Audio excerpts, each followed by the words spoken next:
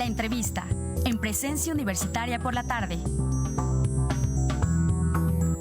Bueno, vamos con una entrevista ahora y le agradecemos que vía Zoom nos acompaña el doctor Alonso Gutiérrez Navarro. Él es analista ambiental y es parte de la Universidad Autónoma Metropolitana y pues vamos a platicar con él de todo lo que tiene que ver con la vida, con todo lo que está alrededor de este tema. Y le damos la bienvenida en esta tarde. ¿Qué tal? Buenas tardes, doctor. Hola, buenas tardes. Y bueno, Me da mucho gusto estar aquí con ustedes. No, gracias por acompañarnos, por darnos un tiempo. Y bueno, precisamente, pues bueno, hay una reflexión que tiene que ver con el cuidado, con la sobrevivencia del ser humano. Y creo que hoy pues está más presente todavía este análisis con todo lo que estamos viviendo en los últimos años y que hoy pues con el tema del clima, por supuesto, pues es la duda, ¿estamos haciendo bien o no las cosas en cuanto a la preservación de la vida? Doctor, ¿qué opinión tiene al respecto? Pues decir hoy un poco que la crisis a la que nos enfrentamos tiene un carácter meramente antropogénico, o sea, hoy podríamos decir que no es ir más allá que una obviedad, ¿no? Entonces, generaciones enteras han crecido con la alarma del cambio climático, de la extinción masiva de especies, de desastres naturales y de la escasez de recursos, pero las conclusiones, digamos, son siempre las mismas. Es una crisis social, política, económica, ambiental, del conocimiento, de la industrialización, y pocas veces ya se escucha que también del capitalismo. Lo curioso es que cada vez que se busca una solución, desde que la crisis ambiental fue reconocida internacionalmente en 1992 en la Cumbre de la Tierra en Río de Janeiro, la responsabilidad cae en el consumo individual y la mercantilización de todos los productos verdes que el mercado puede desarrollar, ¿no? Y entonces el mensaje se lanza sobre no consumas popotes, recicla, pinta el taxi de verde, compra bolsas de tela, compra bolsas verdes de tela, paga tu huella de carbono, cómprate un auto híbrido, sea amigable con el ambiente, ahorra el agua, adopta un panda o cuida la ecología, ¿no? Y todas estas frases parten del individualismo y la culpabilización de una crisis que poco tiene que ver con una decisión individual sobre qué consumir o qué no. Y en ese ejemplo lo que poníamos es justo que la pandemia del COVID-19, que tiene que ver como responsable el SARS-CoV-2, no fue un virus elaborado en laboratorios o implantada nada más en Wuhan, sino que fue ni un plan de conspiración para dominar el mundo, sino que tiene que ver con todas estas causas radicales y que poco a poco se han ido difuminando entre el sector como más social, público, ¿no? En este caso, pues, ¿cuáles serían las acciones que tendrán que realizar, pues, la ciudadanía, pues, más allá de esto que, pues, ya con esto que nos comentas, realmente sí se puede revertir alguna afectación en cuanto al medio ambiente o cuál sería, pues sí, esta reflexión que se hace?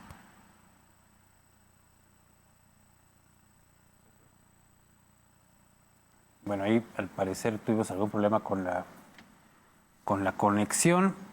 Ya lo tenemos de vuelta al doctor. No.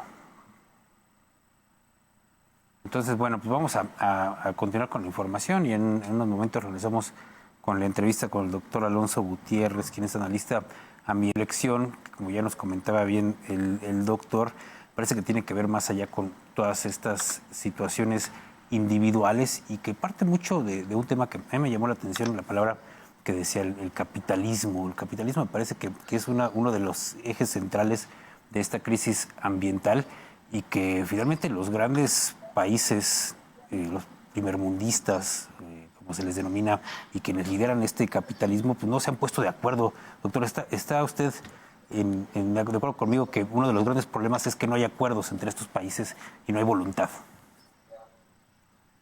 Sí, de hecho, una de las cosas que quería justo señalar es que, por ejemplo, en el caso de la gripe aviar, diferentes científicos habían demostrado que la agroindustria respaldada por el poder del Estado en Estados Unidos como en otros países estaban ya trabajando tanto como a la gripe contra ella, ¿no? O sea, justo tratando de combatir que no se esparciera y al mismo tiempo generando cierto tipo o especulando con cierto tipo de medicamentos. Entonces se estaban calculando costos y ganancias al mismo tiempo que se administraba la muerte como regla y que en esta pandemia tampoco ha sido distinto. Entonces, lo que podríamos señalar, el acuerdo científico sobre el peligro inminente de una pandemia por algún virus de la familia de los coronavirus era integral y amplio, o sea, sí lo sabíamos. O como lo es el consenso de que los humanos son en gran medida responsables del calentamiento global. Entonces, hay una perversión también de la ciencia en términos de que para obtener beneficios políticos, pues también es una forma de tergiversar los estudios que ya se han hecho y demás.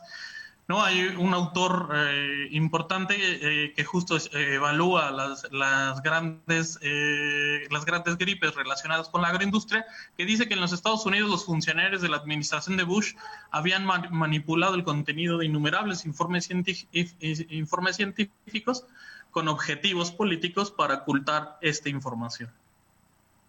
En este sentido, pues, ¿qué acciones se deben hacer por parte de las autoridades? Es decir, no sé, en este caso, legislar, pues, para que no sigan ocurriendo este tipo de situaciones, y también preguntarle, en este caso de la devastación ambiental, al final, ¿dónde recae más, pues, esta balanza, ya sea, pues, en la ciudadanía o en los propios empresarios o, pues, personas más ricas, que incluso también se ha estado cuestionando, pues, el uso de recursos, pues, incluso para actividades lúdicas o para fines personales?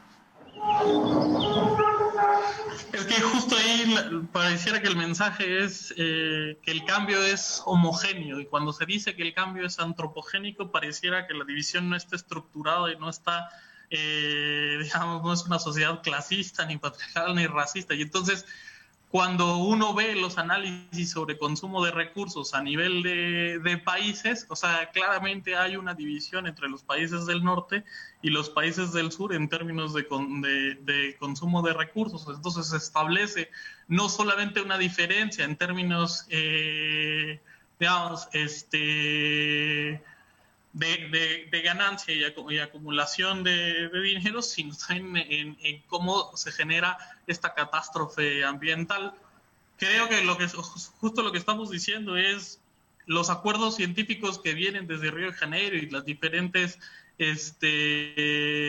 los diferentes congresos internacionales del cambio climático, lo que están generando en todo caso es un eufemismo para tratar la crisis a la que nos enfrentamos. Han estado repitiendo un discurso ya bastante agotado, y que más bien justo en términos de movimientos sociales o una conciencia internacional tendría que empezar a aparecer, porque las legislaciones justamente se han quedado sectorizadas o se han quedado bastante escuetas.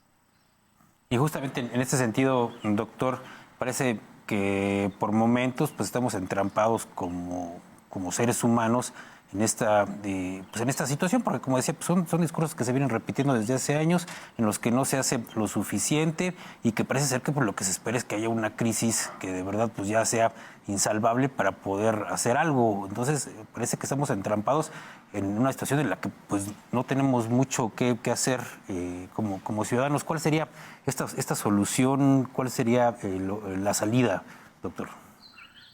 Sí, uno de los discursos que ahora a mí me toca discutir mucho con mis estudiantes es el discurso fatalista. Sí, lo escuchamos. Ah, sí, me escuchan. El discurso fatalista, en donde pareciera que lo que se está repitiendo tanto en medios de comunicación como en series televisivas es ya no hay salida, ¿no? Y entonces se discursa ideológicamente, se construye una posibilidad en la cual no hay posibilidad, y entonces eso también es reforzado por toda una serie de condiciones sobre tal. Entonces, parte de lo que tenemos que hacer es reflexionar sobre la vida cotidiana, pero no a nivel individual, sino a nivel de seguir fomentando la organización, seguir fomentando los proyectos colectivos, seguir fomentando parte de lo que suponen las autonomías alimentarias, las autonomías energéticas, y empezar a poco construir un movimiento que no dependa de las voluntades políticas que finalmente están contribuyendo a solamente crear un discurso que se repite del capitalismo.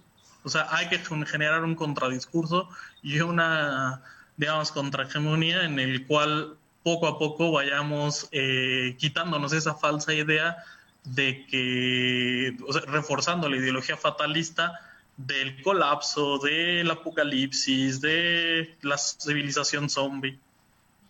Excelente, doctor. Pues se nos terminó el tiempo, desafortunadamente tenemos poco tiempo en este espacio, pero le agradecemos mucho por habernos atendido el día de hoy. Esperemos platicar en otra ocasión.